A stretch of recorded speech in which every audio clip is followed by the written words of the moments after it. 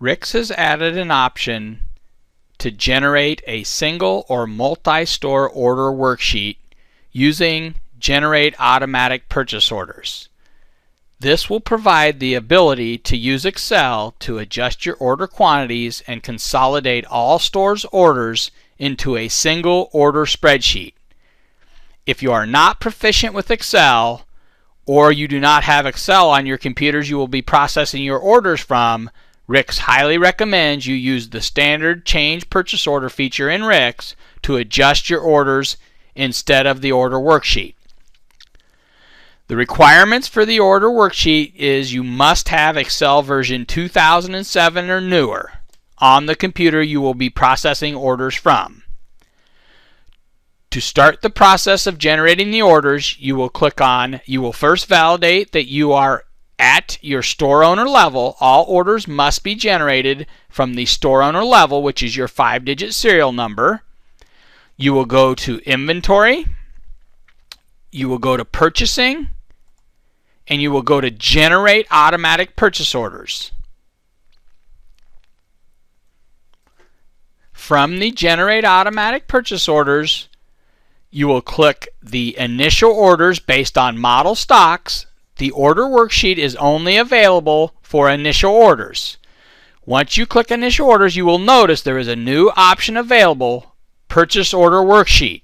We will click the option to generate a order worksheet. We will then enter in our Bill To store. Rick's recommends using your serial number, corporate store owner store number as your Bill To store.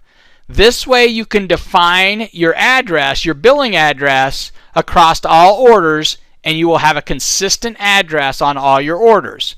So under Manage Stores, you will create your billing address for your store owner level. I will type in my store owner level in the Bill To, Ship To, cancel date, payment date, alert messages, split shipment, and back order will be left blank. Do not need to have any criteria. What sales period will I want to analyze will default to the last number of months, 12 months, which is what you will want to leave it on to generate orders based on last year's sales. An additional inclusion option is available but will not be used for initial orders to include what I previously have on orders that will be shipped in the next X number of days. This will probably be a feature not used by Hex. So you will leave that option blank. You will then go to the Criteria tab. From the Criteria tab, you will leave the stores blank to generate an order for all stores. If you do have a store that you know you will not be opening, and you do not have on-hand inventory, you could press in a store number and exclude that store by clicking the Exclude. Normally, like I said, this will be blank. Even if you have a store you're not opening, but you may have on hand, you still want to include it in this worksheet so you have visibility to all your on hands, and you may want to opt to not order it from one of your other stores and transfer it from the store you're not going to open. Same with By Store State. You will leave that blank. You will enter in one supplier. Generated order processes are recommended to be ran one supplier at a time to generate a worksheet for each supplier separately. So in my first example, I will go over generating for Morris. So I will select the supplier Morris, M-O-R-R. By class, we will do it for all classes. We do not need to exclude the non-retails. Holly at Corporate has removed any models off of the display items, so only items with models will be generated, which should only be the individual pieces you will be ordering. Now, there are going to be exceptions where you may need to order some displays, which you will have to add to the orders manually using the Change Purchase Order Adding a SKU under the Change Purchase Order section. For those of you that may have placed early buy orders for Leg Avenue, Dream Girl, or Elope, if you're processing your rest of your initial order for all the other parts of Morris, you will want to exclude those SKUs from being contained on this order. If you did not place an early buy order, you will leave the SKUs blank.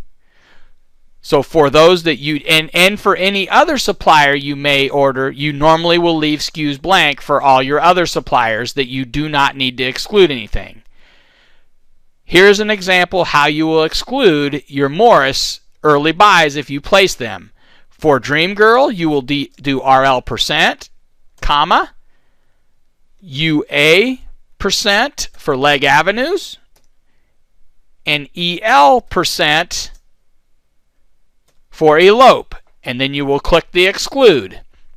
This is telling the system that any SKUs that start with RL, which are Dream Girl SKUs, any SKUs that start with UA, which are Leg Avenue SKUs, and any SKUs that start with EL, which are Elope SKUs, I want to exclude from this order. In addition, if you have excluded and set some SKUs to your own custom entries, maybe a don't order, you could also include your don't order custom entries if you needed to. If you do not have that, again, commonly all your custom entries will be left blank as well, because only items with a model will be generated.